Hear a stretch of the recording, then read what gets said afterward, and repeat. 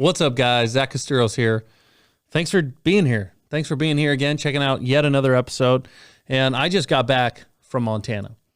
Went for my second trip here recently and was out there scoping out some opportunities and meeting some people and just trying to get a few balls rolling and some things moving as it relates to, eventually our move over there and the expansion of what we do for work. And I got to say, as you can see, I'm rocking, if you're watching this, I'm rocking the Montana hat. And maybe if you're from Montana, you think that's weird. But listen, if you're like me and you're from Washington and you go to Montana or you go to Idaho or you go to Texas or you go to Florida or you go to Tennessee or some of these other places that still live in some realm of normal, you would understand that for us, rocking the hats or the shirts, or maybe some of you have gone as far as to get tattoos, it does mean something to us. It represents freedom. It represents normal life. It represents the reality that while those folks in those states are dealing with the same sickness that we are here, they're handling it much differently, and their outcomes from a medical standpoint really aren't any different. I don't say any different, but they're not substantially different, and yet their lives, the way that they're able to live their lives, are completely different, and it represents something that is worth, at least in my opinion, rocking a hat for. So Montana, thank you. Idaho, thank you. And all those other states out there that are standing up for freedom, standing up for what America was founded on, thank you. And I know that some of those words may offend some people or frustrate people, or maybe you have a different opinion, and that's totally fine, and you're certainly entitled to that. That's my perspective, and I think that's the perspective of so many people that I know who are fleeing these kinds of policies and edicts in states, and it's really sad to watch. And it was sad the other day to watch all those firefighters, all those police officers, all those state patrol folks, all those medical heroes be essentially just pushed aside because, the government doesn't want them to have a choice in how they live their life. And I listen, if you want to get that medical procedure, or if you don't want to get the medical procedure, that's okay. At least it should be okay. And it's really sad to watch what's happening. And I got to tell you this story. It almost doesn't sound real, but so I'm in Montana. I've been there a few days. Sunday rolls around and my wife says, "Hey, I found this church online and I think you should go check it out." And we had some other friends that recently went to Montana to check things out in Kalispell as well. And they actually went to the church and said it was great. So I said, "Yeah, sure, I'll check it out." And so I show up Sunday morning and I tried to get there early, but we had a really late night the night before and I was hitting the early service. And so I'm rolling out of the Airbnb a few minutes later than I had hoped. And so I pull into the church and I walk in and they've already kind of got worship going and the first song's kind of rocking and rolling, and this, no joke. So I walk into the sanctuary and the first words I hear is the chorus of a song that says, "This is what freedom looks like. This is what freedom feels like." And I walk in and it's like I'm seeing people live normally. And that was the first words I heard. And I almost got a little teary there because how true is that? And so the crazy part, I go into this church service and that's the first words I hear. And then the pastor gets up and I thought he gave a good message. And one of the parts, I would say the main part of his message was that, and listen, I'm backing up a little here, but I hear, we've heard this so many times, and yet I find for myself, and maybe you can relate to this, so often I get so caught up in what I'm trying to do and what I'm trying to accomplish and where I'm trying to go and what I'm thinking about that, like, subconsciously almost I forget or I lose sight of the whole purpose of everything. And the message that he shared that I thought was quite powerful, and especially for me, and especially as I embark on doing these videos and these podcasts, whatever you want to call them, is like, we're called to serve. And it's sort of the self, it's our selfishness, it's our self-centeredness that really separates us from God and from others and from what we've been called to do and be in this life here and today. And I couldn't help but think, like, it's not always easy to try and figure out what you're going to talk about every time you want to come out and you want to do a video or you want to record an audio or you want to put something on social media. And I think so often it's because like I said, even subconsciously, you're thinking about, well, how will this be perceived? Or what if I don't have something to say? Or what if I come across the wrong way? And even in me just saying that, the key word was I. And it's like so easy to get focused on me, and to lose sight of the fact that hopefully we're doing what we're doing. And the reason we're doing what we're doing, no matter what it is to serve and to help other people. And so for me, it was just such a great reminder and sort of like a snap me back into reality to say, really whatever we do, whether it's for work or whether it's for fun, whether it's, in our families or whether it's in our individuality, it's if we can focus on this idea of service and serving others and helping others and being there for others and supporting others, then ultimately in the end, right, we'll hear those words, well done, good and faithful servant. And I think even in the short term, in the here and the now, we'll know that we're doing what we're supposed to be doing. And so with that, I would say that what I want to do in this episode, which I think is going to be a lot shorter than pretty much all the other episodes I've done thus far, is to say, I really want to come through on that. I do want to serve, and I want my videos, my podcasts, my social media, whatever it might be, I want it to be about helping other people, helping you. And so I just want to put out there, if you're watching this or you're listening to this and there's something or some things that you're interested in that you think that I could help with, that maybe you have a question, maybe it's about real estate, maybe it's about business, maybe it's about faith, maybe it's about family, whatever. I don't know what someone else perceives me as having the ability to help with, but if you have something that you would like me to talk about or that you would like to talk to me about that you think I could help with, if you could just reach out to me, whether it's in the comments section, whether it's in a private message, a text message, a phone call, an email, whatever. I would love to hear, what is it that resonates the most with you, that you feel is the most valuable, that you feel is the most helpful, that I share or have shared, that maybe you would like to hear more about, that maybe you would like me to expand upon, because I just don't want to do this. I don't want to do these just constantly thinking about what do I want to share or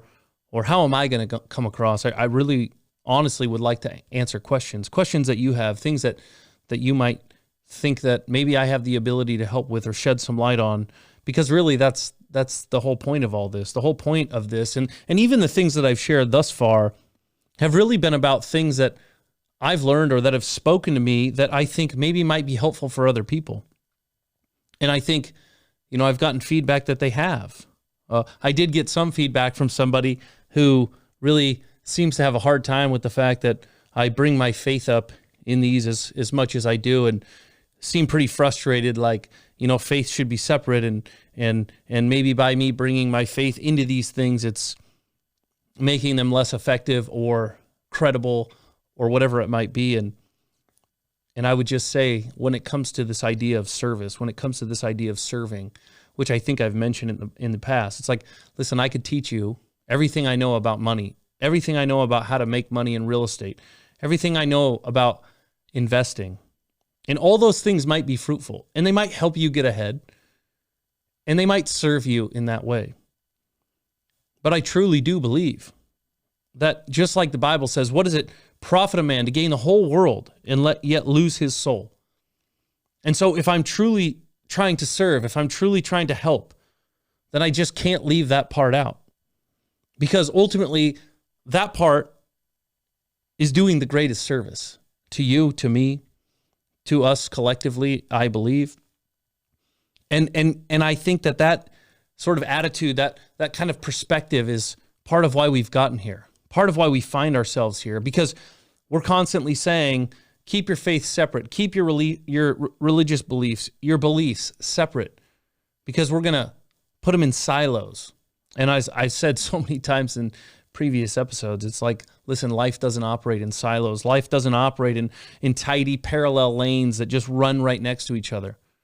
Instead, it's like a spider web, and that everything's intersecting. And it's like when we can figure out how to live life and how to get through all the challenges that come as a result of those intersections, when we can figure out how to navigate all of that chaos, create some sort of order around all of that chaos, it's in those places, it's in that figuring out of how to order chaos or how to live in ordered chaos or whatever you want to call it. It's in that we find the most success. And it's when we try and pretend like that chaos doesn't exist that we find the least success. And I've said this lots of times. Listen, I'm not saying that I'm perfect. I am so far from perfect. I'm not saying that I have all the right perspectives or that I have it all figured out. Absolutely not. You know, I keep saying this, and someday I will do it, but it's like I would prefer to do this with someone else sitting right next to me, having a dialogue.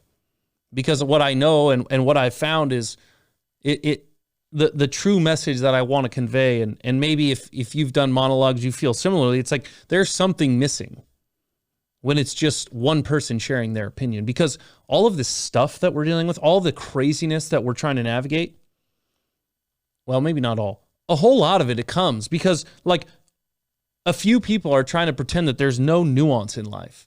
And sometimes when you're sharing a monologue, what can come across is that there's no nuance because there's no one pushing back on an idea. There's no one saying, yeah, but what about this? And how would you handle that? And doesn't this contradict or doesn't this prove what you're saying is incorrect? And it's in that dialogue. It's in that back and forth. It's in that exploration together that I believe that the true answers are found. And I think it's no clearer picture than exists than this. It's like if I go to a meeting with people in our, let's say, county, and it's about how do we handle the growth in our county and how do we handle carbon emissions and all these different things. And I've said this before, I can be in a meeting with like 50 different people, all different walks of life, all different opinions, all different religious beliefs, all different socioeconomic statuses. And yet in those meetings, people are respectful. In those meetings, people are kind. In those meetings, people are thoughtful. They're critical in a good way. And we actually get something accomplished. And then the minute that we leave those meetings, it's like so much of what we just worked for breaks down.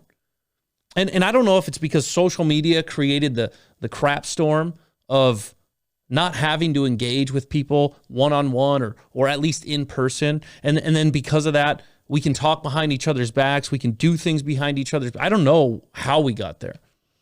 But what I know is that part of the solution to the problem is having more in-person meetings, in-person discussions, having more, and listen, not sound bites. Like if you go on CNN or you go on MSNBC or if you go on Fox News and you listen to somebody tell you this thing that they believe in a 4-second or a 4-minute blurb, I can promise you, you're not getting a very accurate representation of the totality of whatever it is they're talking. I don't care what they're talking about. Almost everything in life now has enough nuance where, you know, you probably need a 3-hour conversation. And I've been in these meetings, right, where we're going to tackle climate change, let's say, as a region.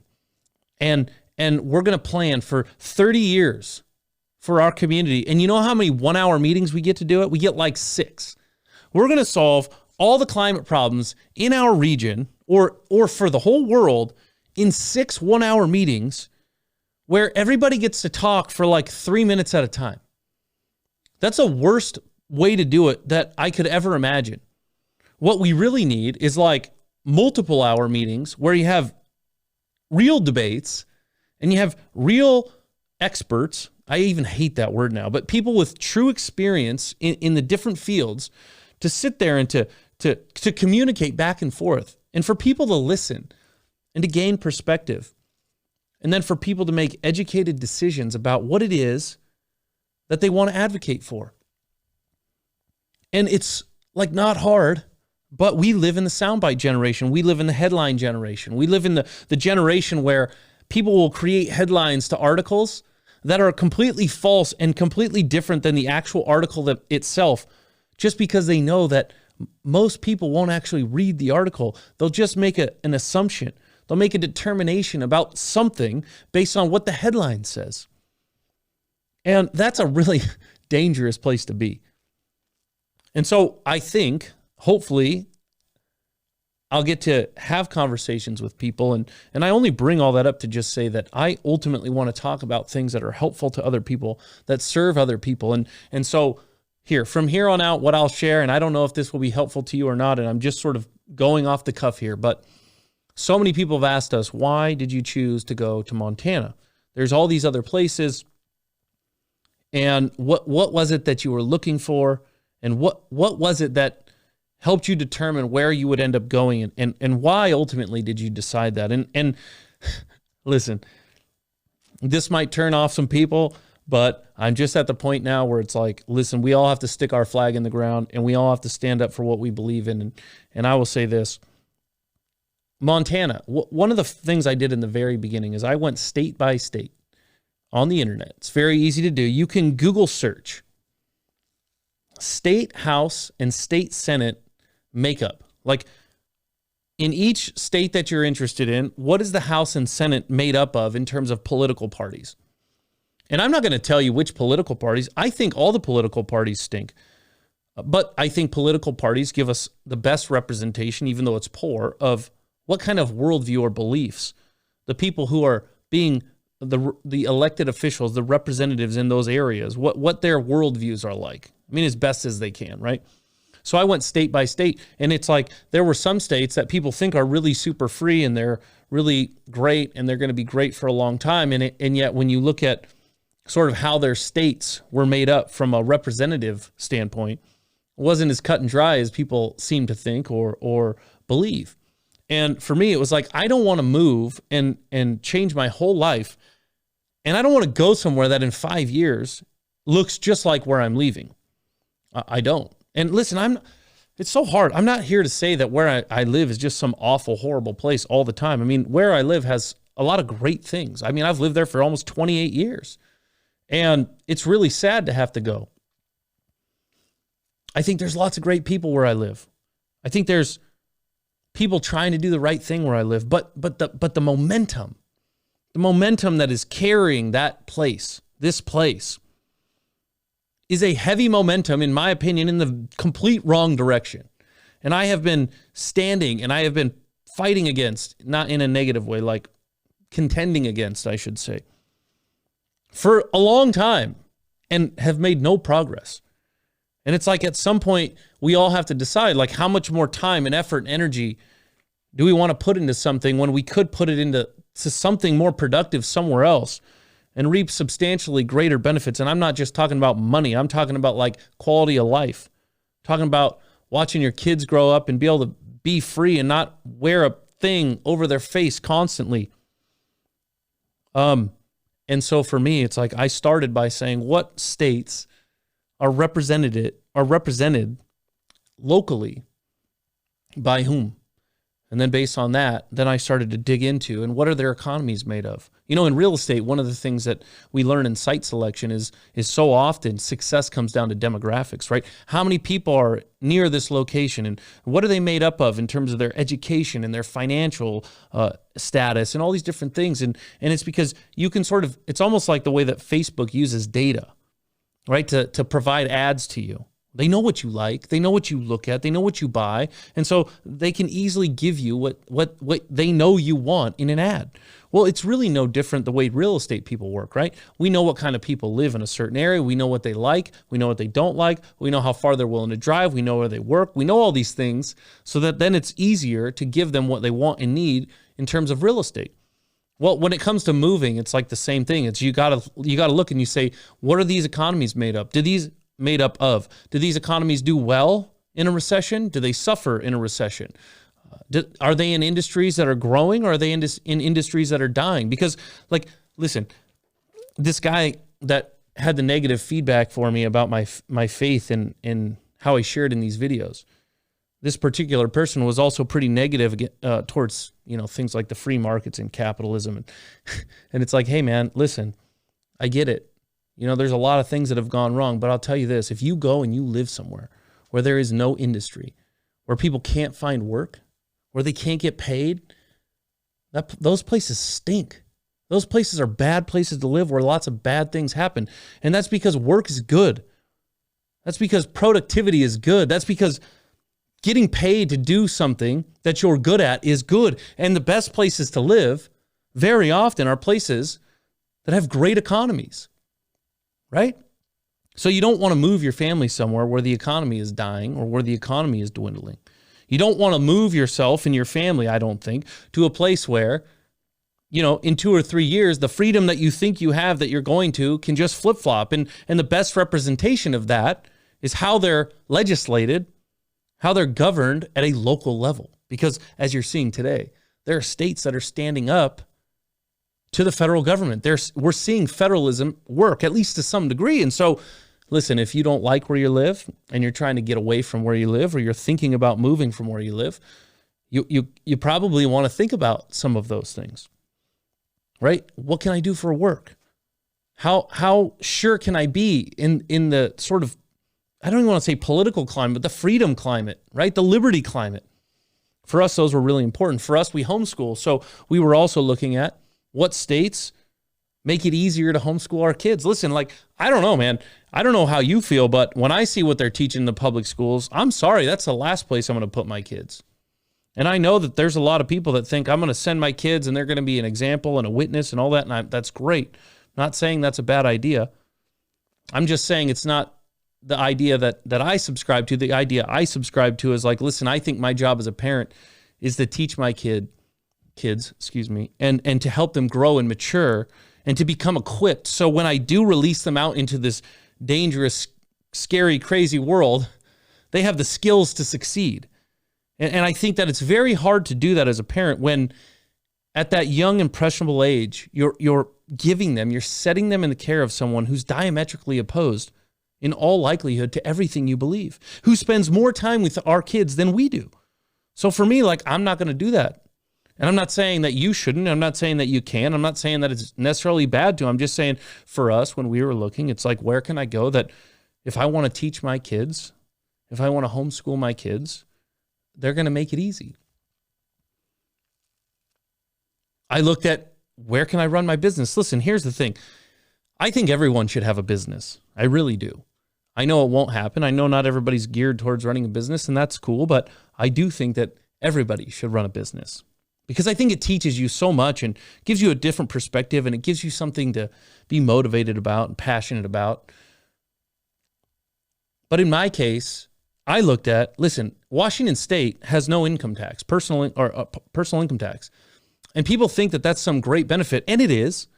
But you know what Washington State has? Washington State has an excise tax for businesses. So whether you make a profit in your business or not, every dollar that you bring in revenue in Washington State is taxed. And in my case, it's taxed around 2%.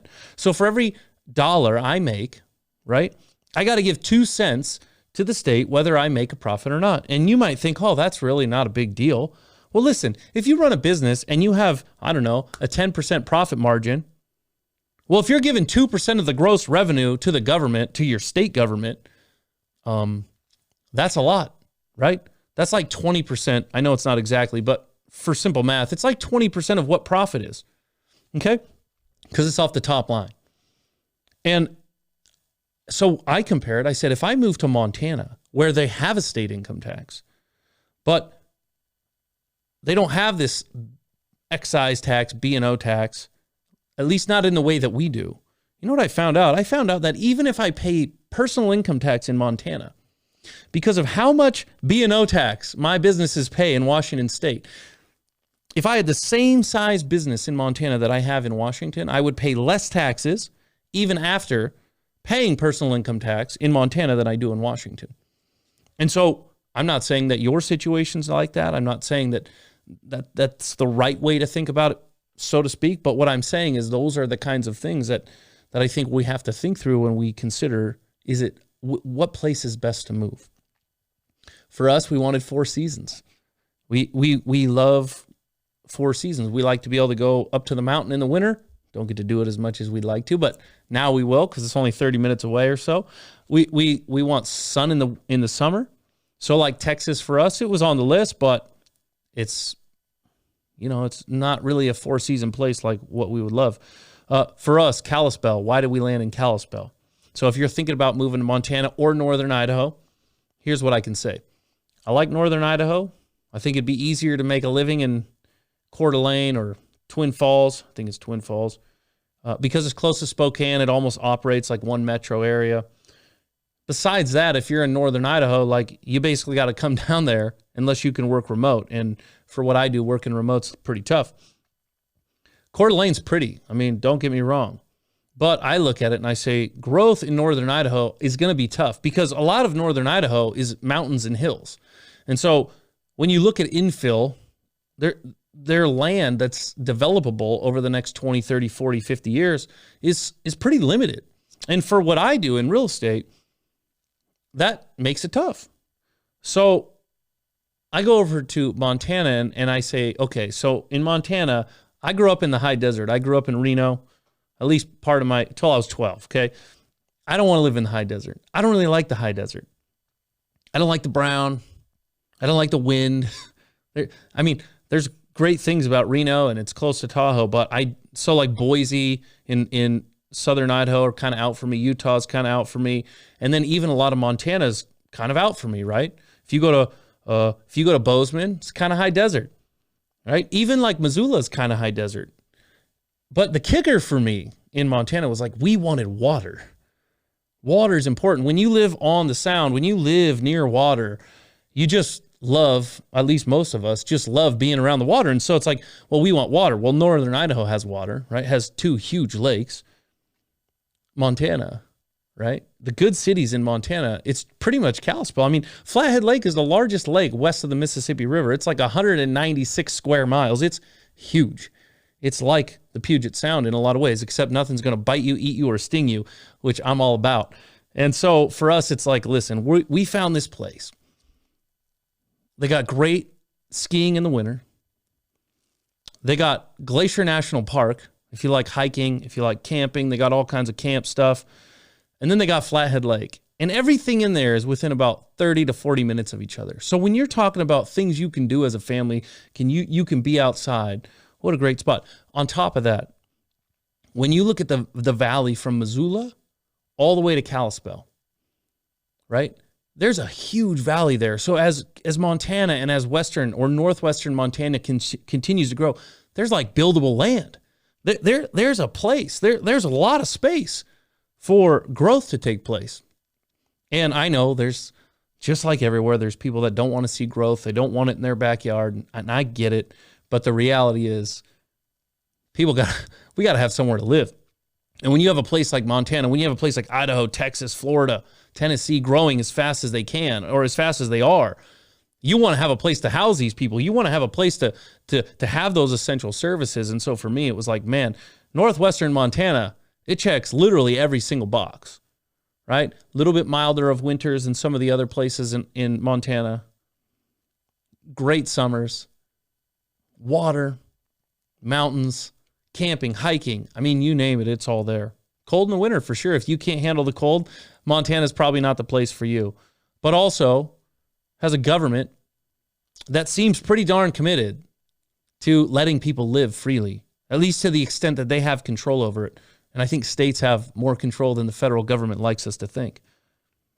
And so those are some of the things that we took into consideration. And again, yours might be different, and you might have a totally different worldview. You might want to be going from places that believe in freedom to places that believe they should be able to tell you what to do. And in your case, it's like, yeah, Washington is a great place for you. If you like the idea of having a guy in charge who for 600 or so days like gets to skip all of, the lawmaking process and just do whatever he wants, this is a great place for you because it also has skiing and it also has beautiful summers, and it's probably one of the most beautiful places in all of North America. And if you're okay with like not having true freedom, then Washington's probably a great place for you. Oregon might be a great place as well. California might be the best place. But most of the people who watch this or listen to this, that's probably not them. That's probably not what they're looking for. And so if you're not looking for that, and you're looking more for what we were looking for. Those are some of the great things, or those are some of the things I think it would be great for you to think about and consider. With that, I'm gonna cut this off. Hopefully something I shared was helpful. It was totally different than I expected and went way longer, but like I said, that thing at the end there was just something that I decided to do off the cuff. So again, I would really like to know what it is that you think would be most helpful for me to keep talking about. Is it real estate? Is it investing? Is it business? Is it faith? Whatever it might be, because I really want to make these videos moving forward with a purpose in mind, and that purpose is just to help you on your journey, whatever that might be, get to that next step, get to that next level, and vice versa, because I'm always learning every day. Every day I set out to learn something. And I think that great communities are communities where people learn from each other, and that's what I want to do. Hey, and if you'd like to be a guest on the show, please let me know, because I would really like to start having dialogues with people. I have to get a little bit more gear to get that set up, but I am willing to do it.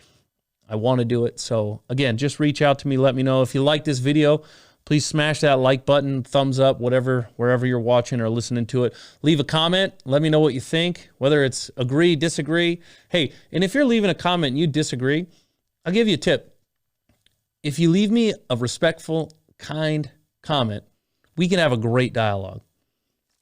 If you're rude and jerkish, then we probably won't have a dialogue at all, because honestly, I think that what I'd like to really show people is we can have dialogues. And the people that stand up and just start shouting at each other really don't have a great place at the table, because nothing gets done. Like, I'm not going to convince you, and you're not going to convince me if we're just yelling at each other. But if we have if we have the ability to have cool heads and have a candid, in-depth conversation, like, we might be able to change some things. We might be able to make some progress. And I think there's a lot of people doing that these days, and I hope more and more will continue to. So again, if you like the video, if you like the audio, however you're consuming it, please let me know. Hit me with your comments in the comments section below, and I'll see you next time. Thanks.